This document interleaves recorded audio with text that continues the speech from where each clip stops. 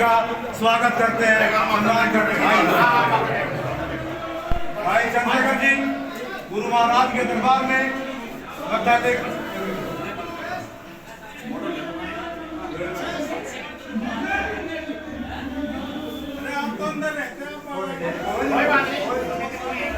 समिति है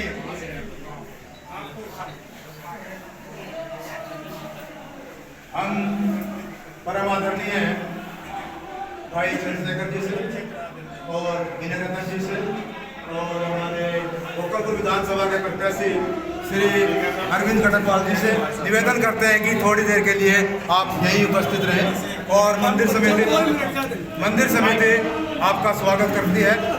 मैं परम आदरणीय हमारे बड़े भाई मंदिर समिति के प्रधान श्री संत कुमार जी, आदरणीय बड़े भाई संत कुमार जी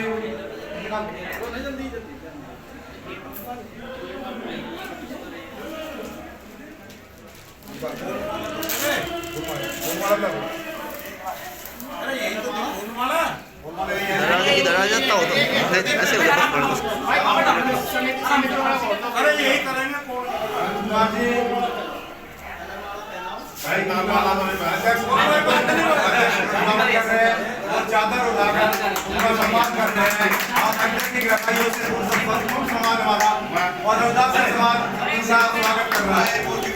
भाई विनय रतन जी, अब मैं भाई विनय रतन जी से ये अरविंद जी भाई अरविंद जी प्रत्याशी गोकलपुर विधानसभा हम इनका भी स्वागत कर रहे हैं। हमारी समिति के प्रधान श्री राजवीर जी भाई का स्वागत करेंगे और हम ये आशीर्वाद भी दे रहे हैं कि ये विधायक बनने जा रहे हैं।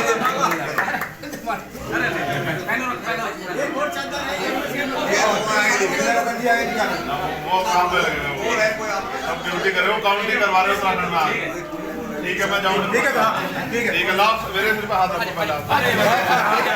ठीक है, गुरु महाराज की तरफ से सारे घर भाई एक मिनट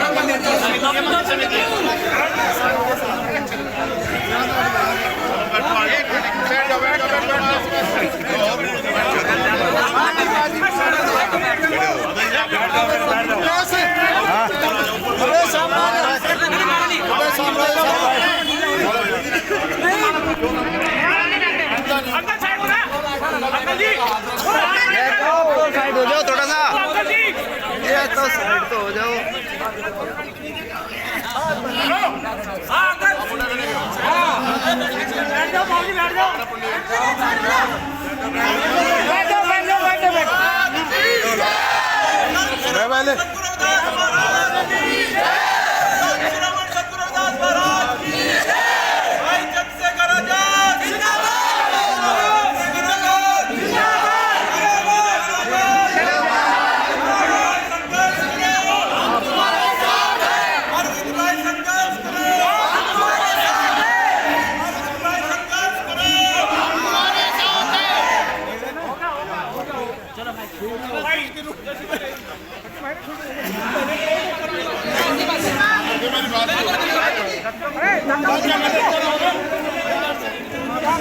सतगुरु रविदास महाराज की चंद्रशेखर आजाद।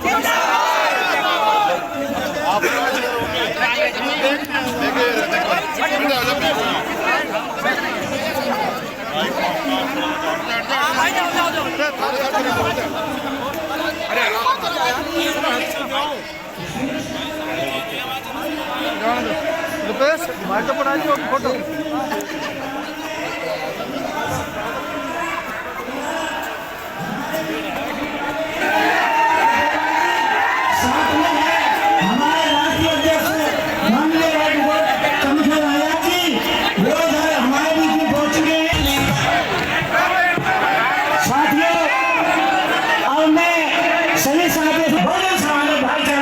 बनाने के लिए लगे हुए। अब मैं निवेदन करूंगा अरविंद कटकवाल जी से वो आए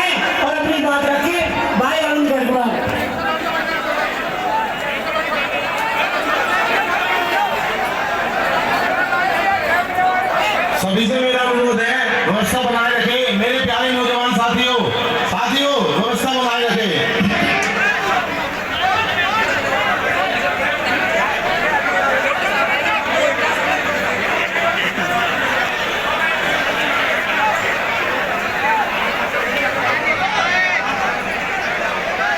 सभी शांति बनाए रखें। नौजवान साथियों, सर्वप्रथम संत श्रोमणी गुरुदास महाराज जी के चरणों में नमन करते हुए, डॉक्टर B.R. अम्बेडकर साहब को नमन करते हुए और मेरे समक्ष बैठे सभी बुजुर्ग और मेरे साथियों को मेरा क्रांतिकारी जय भीम।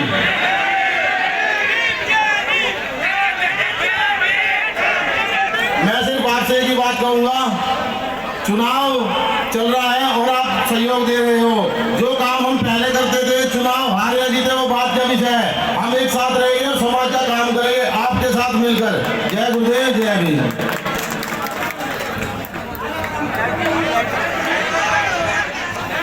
जय भीम। सभी साथी पुष्प अर्पित करें। माननीय एडवोकेट जी गुरु रविदास जी के चरणों में और बाबा साहब के चरणों में अर्पित किए। माननीय एडवोकेट चंद्रशेखर आजाद जिंदाबाद, आर्य समाज पार्टी जिंदाबाद, आर्य समाज पार्टी जिंदाबाद, आर्य समाज पार्टी जिंदाबाद, आर्य समाज पार्टी जिंदाबाद, एडवोकेट चंद्रशेखर आजाद जिंदाबाद, एडवोकेट चंद्रशेखर आजाद जिंदाबाद। मैं अब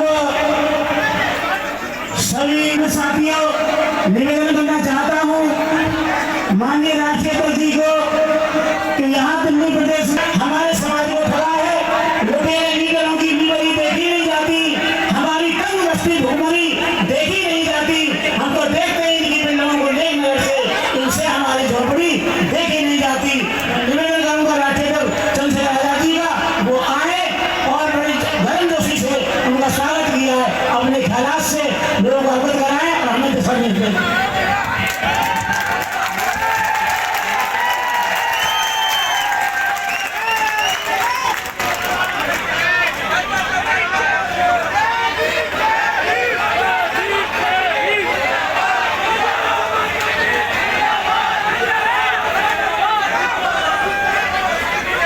बहुत बहुत धन्यवाद CP सिंह जी।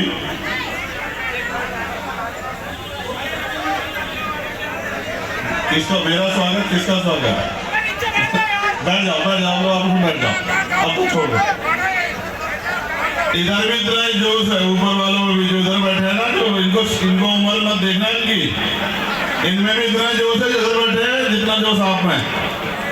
तो थोड़ी देर के लिए मेरे कहीं से जोश को बस समझदारी के साथ अपनी भावनाओं पे कंट्रोल कर लो। मैं CP सिंह जी का धन्यवाद दूंगा जो इस कार्यक्रम का संचालन कर रहे थे, और मैं भाई अरविंद जी का भी बहुत बहुत धन्यवाद करूंगा कि उनकी चुनावी सभा में मुझे यहाँ आने का मौका मिला। ये भी एक कड़वा सच है कि अगर चुनावी कार्यक्रम आज नहीं होता और मेरी ड्यूटी नहीं लगी होती तो मैं कहीं ना कहीं क्या गोरखपुर में 2 बच्चों को कल जो है 11-12 साल के 2 बच्चों को कल उनका गला काट के हत्या कर दी गई, और उनकी आवाज उठाने वाला कोई नहीं है। अगर ये जिम्मेदारी कंधों पे नहीं होती तो आज गोरखपुर में वहां मुख्यमंत्री से जवाब मांगता कि इन बच्चों के हत्यारों को क्यों नहीं अब तक गिरफ्तार किया गया। तो इसलिए अरविंद भाई की वजह से आज आपके बीच में हूं। इस मंच पर हमारी पार्टी संगठन के सभी वरिष्ठ नेतागण, प्रदेश, जिले, विधानसभा के सभी पदाधिकारी, कार्यकर्ता, यहाँ सामने बैठे मेरे बहनें, माएं, छोटे भाई, मुझसे बड़े भाई और बड़े बुजुर्गों, मैं आपका भी बहुत बहुत धन्यवाद करता हूं। अपनी बात को शुरू करते हुए मैं समय समय पर जन्मे सभी संतों सैकड़ों गुरुओं और महान पुरुषों को भी नमन करता हूं। इसलिए नमन करता हूं कि उन्होंने अपने पूरे जीवन में अपने लिए ना जी के हम लोगों के लिए बहुत बड़े योगदान दिए हैं। हमें विचार की शक्ति से रास्ता दिखाया है, जिसकी वजह से आज ये सुंदर सुंदर कपड़े हमारे तन पर हैं। मैं आपका पुनः धन्यवाद करता हूं, क्योंकि जब जब दिल्ली में मुझे आपकी जरूरत पड़ी है, आपने हमेशा मेरे सर पे हाथ रख के इन सरकारों को मुंह तोड़ जवाब देने का काम किया है। मैं आपका धन्यवाद करता हूं। सुरेश जी यहाँ है, मैं आज भी गवाही दे सकता हूं कि जब दिल्ली में सदगुरु रविदास जी महाराज का गुरु घर आम आदमी पार्टी और भाजपा की सरकार ने मिलकर हमारे पवित्र स्थल को हमसे छीना था, तब आप दिल्ली के लोगों ने पूरे देश से आए लोगों को अपने गुरु घरों में रहने का ठिकाना देके, उनके रोटी पानी रहने की व्यवस्था करके और अपनी शक्ति के बदौलत उस सरकार को, जिस सरकार ने आपके 96 बच्चों को जेल भेजने का काम किया था, उस सरकार को घुटने टिकवाने के लिए मजबूर किया था। इसलिए मैं आप गोकुलपुरी वासियों का बहुत बहुत धन्यवाद करता हूं। मैं जब उधर से आ रहा था तो ये सोच रहा था किससे मिलूं और किससे ना मिलूं। मेरे लिए आप सब लोग मेरे अपने हो, ना कोई छोटा ना बड़ा, क्योंकि हमारे गुरु ने कभी ये सिखाया नहीं, छोटे बड़े की बात ही नहीं सिखाई। और आप ये भी जानते हो कि 16 महीने मैंने जेल काटी, 16 महीने। मैं आपका खून हूं, मैं आपकी औलाद हूं। आप मेरे बड़े हो, बताओ क्या समाज के लिए लड़ाई लड़ना गलत है? क्या समाज पर अगर जुल्म हो उनकी आवाज उठाना गलत है? तो मैंने हमेशा कोई ऐसा मामला नहीं रहा जहां हमारे मान सम्मान पे आ जाइए और मैंने घर में बैठ के तमाशा देखा हो। कोई ऐसा मामला नहीं बता सकते आप मुझे। 16 महीने मैंने जेल काटी और जब दिल्ली में गुरु घर टूटा तो कोई मेरे बदन का हिस्सा ऐसा नहीं बचा। जो लोग मेरे साथ बंद हुए थे उनसे पूछ लेना, जिसको पुलिस की लाठियों का शिकार नहीं होना पड़ा। एक बार में 250 लाठियां पुलिस के लोगों ने सरकार के इशारे पे मुझे और मेरे साथियों को पीटने का काम किया। उनको लगता था कि लाठियों से डर गए चंद्रशेखर आजाद ये वापस भाग जाएगा, डर जाएगा। वो ये नहीं जानते कि ये चंद्रशेखर आजाद सदगुरु रविदास जी महाराज का अंश है। ये बाबा साहब बेटा मानो काशीराम साहब का बेटा है। ये भागने वालों में से नहीं है, ये भगाने वालों में से है। ये बात जो है ये सरकारें भूल गई। आज मैं आपके बीच चुनावी कार्यक्रम में आया, लेकिन आप जानते हो मेरा आपका रिश्ता चुनावी नहीं। लेकिन मैं आपके सामने जो बात रखना चाहता हूं, उस बात का जवाब आज अपने खुद से मांगना, अपने दिल से, कि क्या हम अपने संतों गुरुओं की बात पे हैं? आज से 600 साल पहले, और अब वो दिन आने वाला है, वो पवित्र दिन 12 तारीख को, जब हम सदगुरु रविदास जी महाराज की जयंती मनाएंगे। पूरी दुनिया में महाराज जी की जयंती मनेगी, लेकिन आप महसूस करो कि 600 साल पहले सदगुरु महाराज ने क्या कहा जब उनसे पूछा गया इसी तरह की एक सभा में उनके एक अनुयायी द्वारा कि गुरुजी हम लोग बहुत मेहनत करते हैं, संघर्ष करते हैं, फिर भी हमें रोटी के लिए मोहताज होना पड़ता है, हम पे जुल्म होता है, ऐसा क्यों होता है? ये उन्होंने वाणी के द्वारा सदगुरु जी ने पूछा कि रविदास मानुष सुखी बसंडू सुकर है तो ठाव, एक सु स्वराज माही दूसर मरगट गांव। जब ये बात सदगुरु जी से पूछी गई तो ये वाणी के जरिए सदगुरु जी ने जवाब दिया, और वो जवाब ये था कि सुख शांति का जीवन जीने के दो ही रास्ते। रविदास मानुष सुखी बसंडू सुकर है तो ठाव, कि सुख शांति से जीने के लिए दो ही रास्ते हैं। पहला,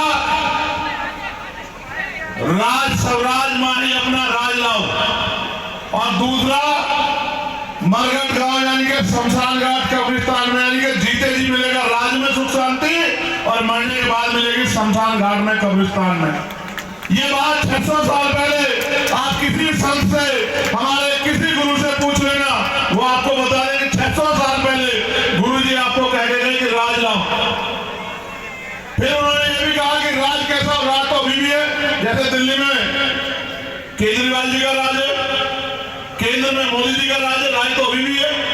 तो ये भी सवाल है कि राज तो है जी, तो राज है तो फिर क्यों सुख शांति नहीं आ रही? सतगुरु जी ने कहा ऐसा चाहूं राज में जहां मिले समझू अन, और छोट बड़े सब संग से रहदास रहे प्रसन्न। कि राज ऐसा होना चाहिए जिसमें कोई ऊंच नीच ना हो, जिसमें कोई भेदभाव ना हो, जिसमें कोई छोटा बड़ा ना हो, जिसमें किसी बहन बेटी पर जुल्म ना हो, किसी को खाने के लिए अन्न की, तन ढकने के लिए कपड़े की, और सर ढकने के लिए छत की दिक्कत ना हो, जहां पीने के लिए पानी की समस्या ना हो।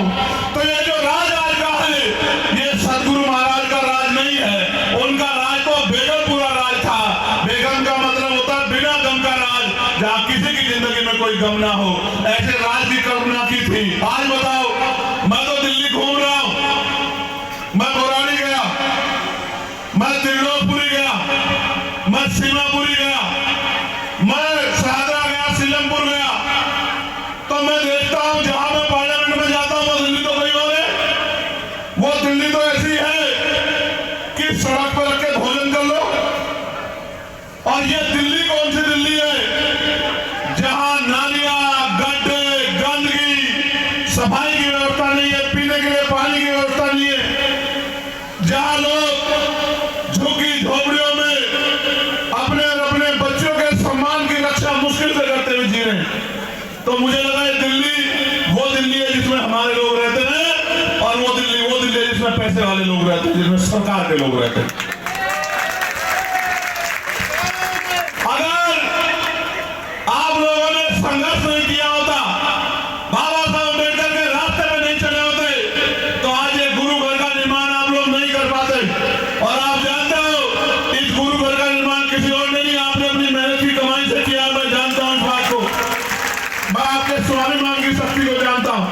और ये बात जो मैंने आपसे कही कि महाराज जी कह गए थे, वही बात बाबा साहब अम्बेडकर ने भी कही, और हूबहू संविधान में लिख दी कि संविधान के आधार पर कोई छोटा बड़ा नहीं होगा, कोई किसी पे जुल्म नहीं कर पाएगा, हर व्यक्ति का सम्मान होगा, सबको समान अवसर मिलेंगे, और हर आदमी पढ़ लिख के आगे बढ़ पाएगा, इज्जत सम्मान की जिंदगी जी पाएगा।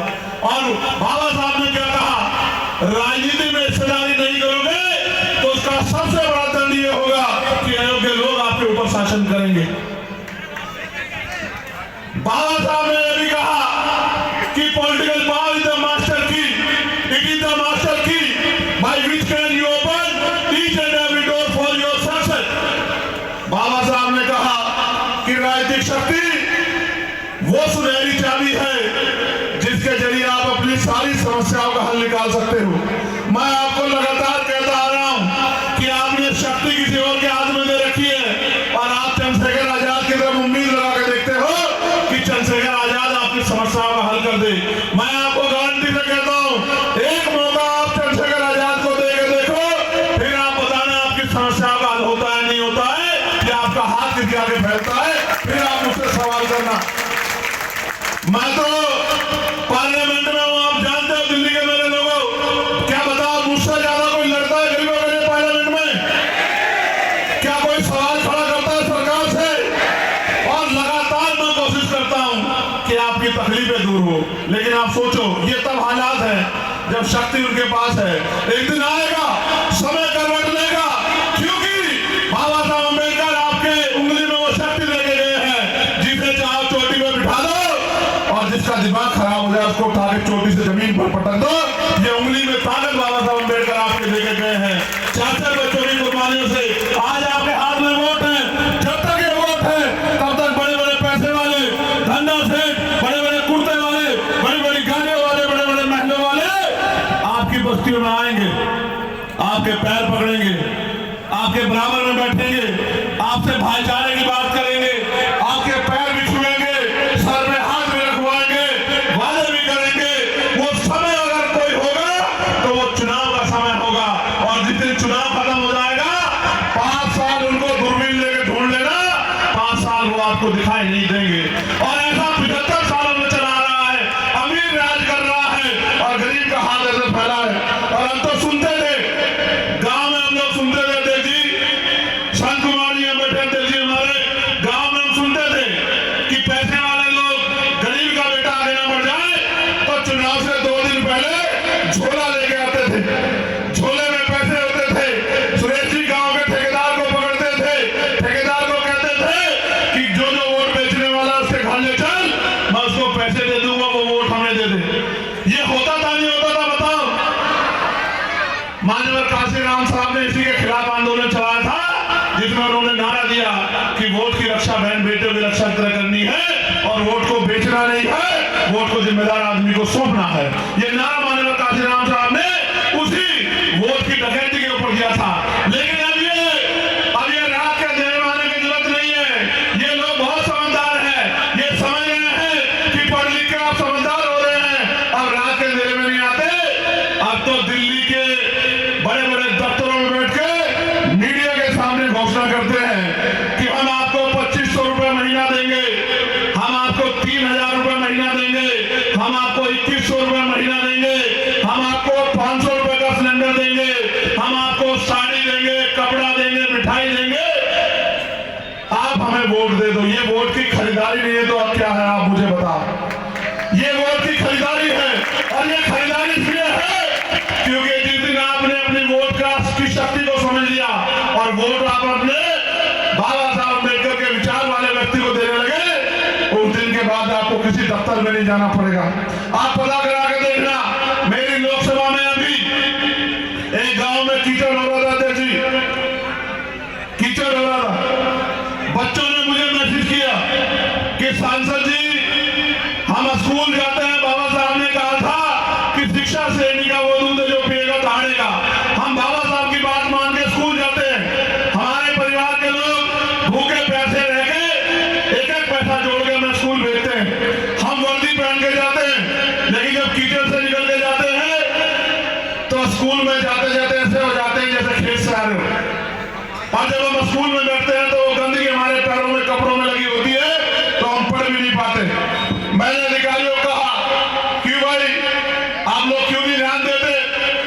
बोले जी सब ठीक है। मैंने कहा ठीक है तो चलो मेरे साथ। मैं अपने उस गांव में उनको लेके गया और मैंने कहा कि चलो जरा गांव का निरीक्षण करके आएंगे।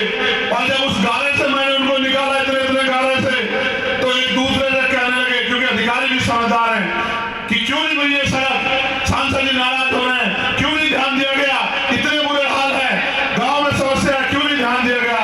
मैंने उनमें महिला अधिकारी की थी मेरी बहनें, मैंने उनसे कहा कि आप भी कंपटीशन देके आई, महसूस करके देखो, अगर आपके बच्चों को ऐसी गंदगी से निकलना पड़े तो आपके मन में क्या बीतेगी। और मुझे उम्मीद है, मैंने 15 दिन का समय दिया था, 15 दिन के अंदर वो सड़क बन जाएगी, मेरा भरोसा है, क्योंकि वहां सांसद चंद्रशेखर आजाद है, वहां कोई गहरा सांसद नहीं। तो मैं तो कोशिश कर रहा हूं कि जितनी ताकत आपने मुझे दी है उस लड़ाई को लड़ सकूं। और मैं आपको विश्वास दिला कहता हूं कि अगर आपने इस गोकलपुरी विधानसभा में अब तक तो आपने जिसको चाहे मौका दिया, लेकिन इस बार आपने अगर भाई अरविंद जी को मौका दिया और 5 तारीख को केतली का बटन दबा दिया, और मेरी बात को याद रखना कि जिस दिन परिणाम आएगा और आपके आशीर्वाद से अरविंद भाई एमएलए बन गए, तो याद रखना किसी दफ्तर के बाहर जाकर लाइन लगाने की जरूरत आपको नहीं पड़ेगी। इस बात का मैं आपको विश्वास दिलाता हूं। ये वोट हथियार है हमारा, इस हथियार का प्रयोग करना जान लो। ये 2 धारी तलवार है, अगर अपने व्यक्ति को दी तो आपकी समस्याओं का हल होगा, आपकी परेशानियां खत्म होगी। और अगर किसी ऐसे व्यक्ति को दे दी जो आपको धोखा ठगने के लिए मैदान में आया है, तो आपकी समस्याओं का हल नहीं होगा और नई मुसीबतें आपके ऊपर पड़ जाएंगी। आज महंगाई ने कमर तोड़ दी है, नौकरी नाम की चीज नहीं है। आरक्षण जो हमारा हथियार था, जिससे हमारे 100-200 बच्चे हमेशा नौकरी लग जाते थे हर जिले में, आज वो नौकरियां खत्म हो गई हैं, निजीकरण किया जा रहा है, तमाम तरह से लूटमारी हो रही है, भर्तियों में घोटाला हो रहा है। कल किसी गरीब दलित पिछड़ेगा बच्चा किसी दफ्तर में सरकारी कुर्सी पर नहीं बैठ पाए। और आप जानते हैं सरकारी नौकरी क्या है? सरकारी नौकरी वो है जो आपकी 2 से 3 पीढ़ियों को मुख्य धारा में जोड़ देती है।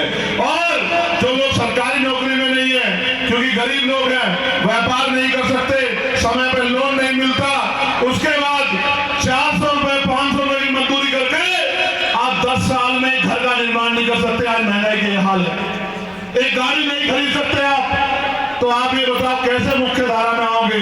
बाबा साहब को तो लगता था कि वोट की शक्ति से ये देश में शासक बन जाएंगे, हम शासक तो नहीं बने, हम तो पिछलग्गू बन के रह गए। इसके पीछे कौन कारण है, किसने किया है? हमारा अपना स्वार्थ है, ये हम लोग बेवकूफ बनते आ रहे हैं, ये हमें सोचना पड़ेगा।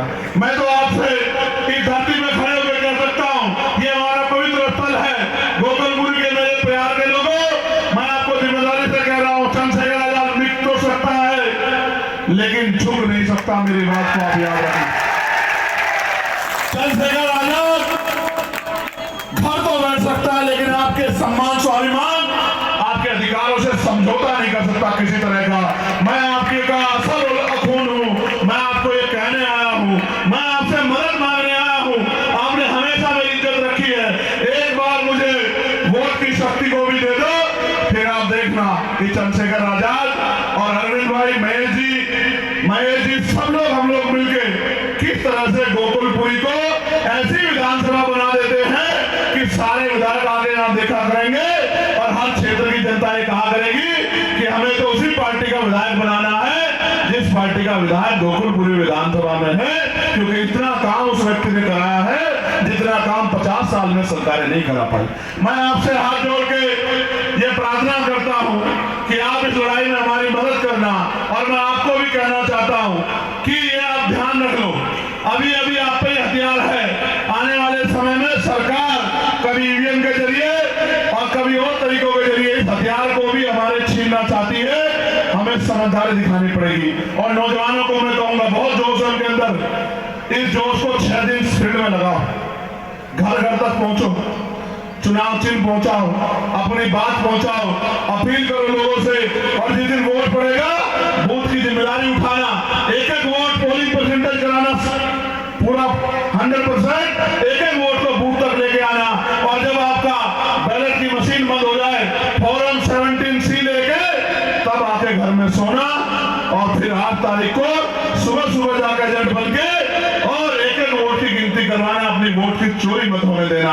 फिर आप देखना जब आप सजग प्रहरी बन जाओगे तो आपके अधिकारों को कोई डाका नहीं डाल पाएगा। अभी मैं वहां था सीरसगढ़, महाराज नरेंद्र दास जी ने मुझे कहा कि भाई हम लोग चंद्रशेखर बेगमपुरा हमारी ट्रेन जाती है एक्सप्रेस, उसमें गंदगी होती है, कोई सुनने वाला नहीं है, हम 50 लाख रुपए देते हैं ट्रेन के, वो ट्रेन यहाँ से बनारस जाती है भाई, हम सबको कह रहे हैं थक चुके, अब हम आपसे उम्मीद करके बैठे हैं कि हमारा बेटा संसद में है, वो हमारी मांग को उठाएगा। मैंने तत्काल ही रेल मंत्री से मिलकर उस ट्रेन में सफाई कर्मचारियों की व्यवस्था कराई, आप पता करा के देख लेना।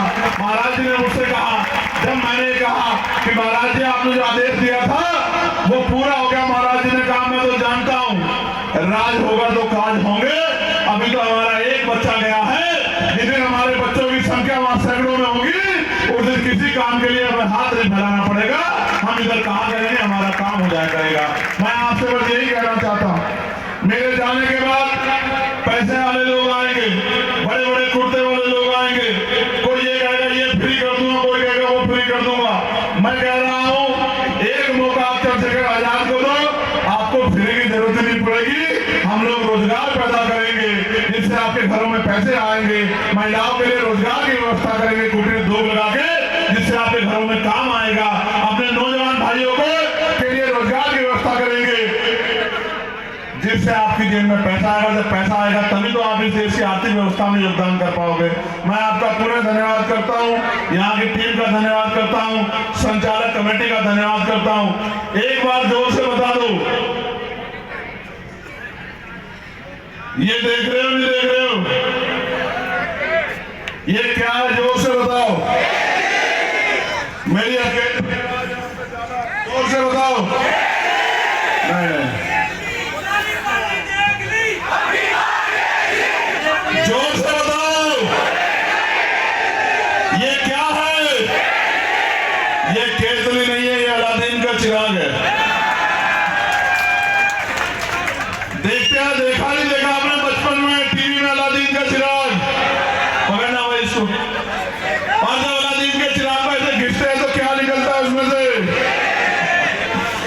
इसमें से कौन निकलेगा? जैसे ही आप इसको भर दोगे और फिर 8 तारीख के बाद तो घिसोगे तो कौन निकलेगा? और अरविंद क्या कहेगा आपसे? अरविंद आपको देख के दरवाजा बंद नहीं करेगा। अरविंद आपको देख के एसी में पड़ के नहीं सोएगा। अरविंद आपको देख के दरवाजा खोल के कहेगा कि मेरे सर पे हाथ रखो, मुझे काम बताओ, आपने मुझे वोट दिए, मेरे लिए काम बताओ कि मैं आपके किस काम आ सकता हूँ, किस समस्या के लिए आपको आना पड़ा है। आपको आना नहीं चाहिए था, आपको मुझे फोन करना था, मैं वहां आता। आप मालिक हो, मैं आपका सेवक हूं। ये आपको अरविंद से सुनने को मिलेगा। और बाकी से क्या सुनने को मिलेगा? आप दरवाजा खोलोगे तो क्या होगा? नेताजी गेट खोल के कह देंगे कि यहाँ नहीं रहते नेताजी, नेताजी गए घूमने के लिए, 10-15 दिन बाद आना। अब आपको तय करना है कि आपको किसका साथ देना है। बहुत बहुत धन्यवाद। मेरे साथ नारा लगा दो जोर से, जय भीम, जय भीम, जय भारत, जय भारत, जय संविधान। मैं संविधान को बदलने वाले लोगों को भी कहना चाहता हूं, ये जरा इधर देख लेना, गोकुलपुरी में जो लोग संविधान बदलना चाहते हैं, ऐसा ना हो अरमान बदल जाए। ये गोकुलपुर वाले बहुत मजबूत लोग हैं, पूरे अरमान बदल के रख देंगे।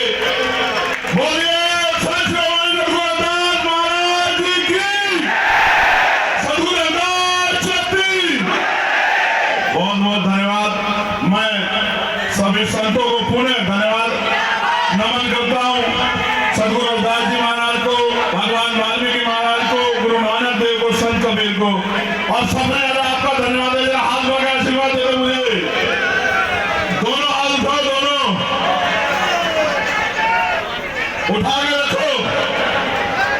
अभी 4 दिन तक उठा के रखने हैं हाथ ऐसे ही। नहीं, बस नीचे कर लो। मेरा काम आपको तंग करना नहीं है, आपकी समस्या का हल करना है। बहुत बहुत धन्यवाद। जैसे समाज की सभी की ऐसी इच्छा है कि प्रधान जी आप ही कह सकते हो कि एक रोड शो और यहाँ पर हो, ऐसी पब्लिक की सबकी इच्छा है।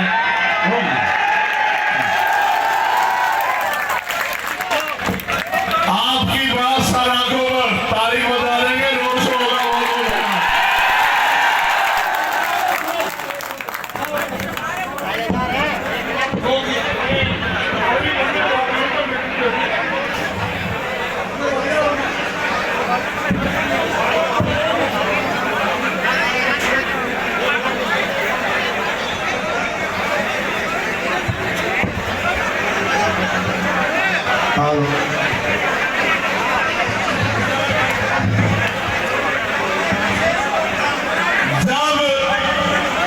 जंतर मंतर में वो आंदोलन हुआ था, मैं इस बात के लिए माफी चाहता हूं। मुझे बताया गया है कि 2 बसें यहाँ से हमारी गांव की उस लड़ाई में संघर्ष में गई थी। मैं अपनी मातृशक्ति का भी बहुत बहुत धन्यवाद करता हूं। मैं तो आपका अंश हूं, आपने मुझे जन्म दिया है। मैं तो जब तक जीऊंगा आपके राज काल के लिए खड़ा रहूंगा। आप चिंता मत करो, आशीर्वाद दे दो बस।